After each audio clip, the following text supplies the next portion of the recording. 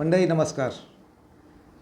नुकतंच इन्फोसिसचे जे सहसंस्थापक आहेत श्री नारायण मूर्ती यांनी एक विधान केलं.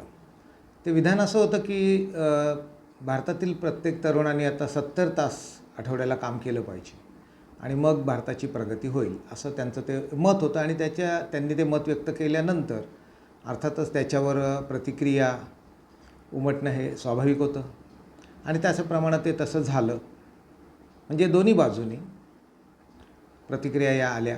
काही उद्योगपतीसुद्धा त्यांच्या बाजूनी उभे राहिले आणि त्यांच्या सुरात सूर मिसळून 70 तासाचं गाणं गाऊ लागले.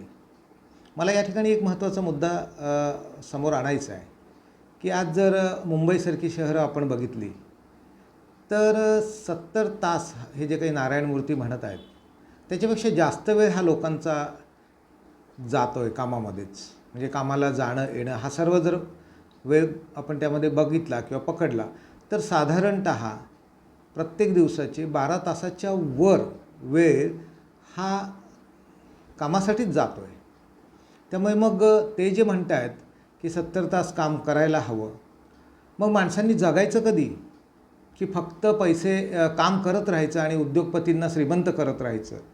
मुद्दा आहे याच्यामध्ये देशाची प्रगती ही झाली पाहिजे. देशाच्या प्रगतीत प्रत्येकाचा सहभाग हा असलाच पाहिजे आणि त्यासाठी आपण काम केलंच पाहिजे, हे सगळं मान्य आहे आणि त्यासाठी सर्वजण अहोरात्र काम करतही असतात.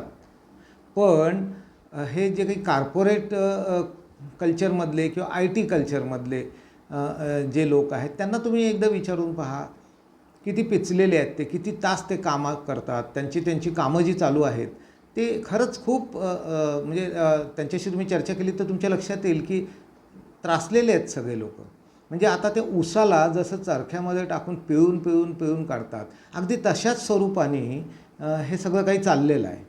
आणि मग हे जेव्हा असं काही विधान करतात तेव्हा आता जर आपण मुंबईचाच विचार केला तर मुंबईमध्ये घर सोडल्यापासून घरी परत येणं हा वेळ साधारणतः 12 तासाच्या पेक्षा जास्त आहे. आणि नारायण मूर्ती यांच्या म्हणण्याप्रमाणे आठवड्याला 70 तास म्हणजे साधारणतः दिवसाचे एक 10 तास सहज होतात. तर त्याच्यापेक्षा जास्तच काम करत आहेत. त्यामुळे की हे जे काही म्हणत आहेत की 70 तास आणि हे ते काही तसं व्यवहार्य वाटत नाही. मला त्यांना एक सुचवायचं आहे की तुमची एवढी मोठी कंपनी आहे, तुम्हाला त्या क्षेत्रातला एवढा अनुभव आहे, तर या क्षेत्रात 70 तास किंवा 80 किंवा 90 काय जे त्यांच्या पत्नी सुविद्य पत्नी तर पुढे म्हणाले की हे 80 ते 90 तास काम करतात म्हणून. चांगलं आहे, म्हणजे छानच आहे हे सगळं की 90 तास ते काम करतायत, लोकांना 70 तास काम करायला सांगतायत. म्हणजे आता काय बोलायचं यांच्याबद्दल हे काही समजत नाही आहे. पण मला असं वाटतं की त्यांनी या संदर्भात पुढाकार घ्यावा. त्यांची मोठी कंपनी आहे, ते मोठे उद्योगपती आहेत, तर आपल्या कंपनीमध्ये त्यांनी हे सुरू करावं आणि मग त्या ठिकाणी त्यांच्या लक्षात येईल किती लोक कंपनीमध्ये राहतात आणि किती लोक कंपनी सोडतात. आणि मग त्या अनुषंगाने आपण एवढं काम केल्यानंतर पैसे किती देतो लोकांना, पगार किती देतो याच्याबद्दल वाच्यता नाही. फक्त काम जास्त करा. म्हणजे हे जे काही आहे ना, तुम्ही अर्धवट बोलू नका, पूर्ण बोला. तुम्हाला जे सांगायचं आहे ना 70 तास काय हरकत नाही, आम्ही 80 तास काम करायला तयार आहोत, पण त्याच्या संदर्भाने येणारा जो काही पगार आहे त्याच्याविषयी तुम्ही काही बोलत नाही, तेही तुम्ही बोललं पाहिजे. म्हणून मला नारायण मूर्ती आपणास असं सांगणं आहे की आपण आपल्या कंपनीमध्ये हे चालू करावं. तिथे काय ते त्याच्यामधून आउटकम येतं ते पाहावं. चांगलं आलं अतिशय चांगलं आहे. तो एक दीपस्तंभ म्हणून इतर कंपन्यांनासुद्धा किंवा इतर सर्व लोकांना त्याचा वापर करता येईल आणि एक प्रयोग पण होऊन जाईल. कारण प्रयोग करायचा असेल तर ते सुरुवात स्वतःच्या घरापासून केली तर चांगलं होईल. कारण कल्पना तुमचीच आहे, स्वप्न तुम्हीच पाहता, ती सत्यात उतरवता असा तुमचा इतिहास आहे.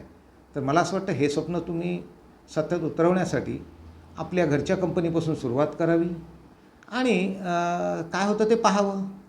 आमचं सगळ्यांचंही लक्ष आहेच. पुन्हा मी सांगतो, वाढलेल्या तासांना विरोध नाही आहे, पण ह्या उद्योगपतींची जी मानसिकता आहे की काम आम्ही करायचं, काम लोकांनी करायचं आणि धनाढ्य आणि श्रीमंत हे होणार आणि त्याच्यासाठी मग काहीतरी वेगवेगळ्या गोष्टी सांगत राहायचं, हे कुठेतरी न पटणारं आहे. अर्थात त्यांचा उद्देश वाईट आहे असं मला अजिबात म्हणायचं नाही, प्रत्येकालाच वाटतं देशासाठी वेळ म्हणजे तास हे मोजलेच नाही पाहिजेत असं माझं मत आहे. सदैव 24/7 आपण देशासाठी कार्यरत राहिलं पाहिजे. पण त्याचसोबत आपण आयुष्यही जगलं पाहिजे. आपल्याला हे जे जीवन मिळालेलं आहे ते अतिशय सुंदर आहे. ते आपण जगलं पाहिजे. ते जगण्यासाठी आपल्याला वेळ मिळाला पाहिजे. हेही तितकंच खरं आहे. आणि ह्या सगळ्याची व्यवस्थित सांगड घालता यावी यासाठी मला असं वाटतं हे उद्योगपती किंवा जे कोणी नोकरी देणारे लोक आहेत त्यांनीसुद्धा साकल्याने विचार केला पाहिजे. फक्त एकांगी विचार करून चालणार नाही. शेवटी प्रश्न हा सर्वांचाच आहे आणि त्यामुळे सर्वांनी त्या संदर्भात विचार करणं हेही आवश्यक आहे. मला हा मुद्दा थोडासा म्हणजे असा वाटला की हे जे म्हणतायत की ठीक आहे, आदरणीय व्यक्ती आहे, यशस्वी व्यक्ती आहे, त्यांनी काहीतरी करून दाखवलेलं आहे आणि अशा व्यक्ती जेव्हा काहीतरी बोलतात तेव्हा त्यांच्या मताला एक महत्त्व प्राप्त होतं. आणि त्यामुळे खरंच मला नारायण मूर्तींना एवढंच एक सांगावंसं वाटतं की तुम्ही तुमच्या कंपनीमध्ये हा प्रयोग करा. तो प्रयोग यशस्वी झाला तर आपण सगळीकडेच तो प्रयोग ऑटोमॅटिकली तो प्रयोग सगळीकडे स्वीकारला जाईल आणि मग पुढे काय होतं आहे ते पाहू. सध्या इतकंच या ठिकाणी थांबतो.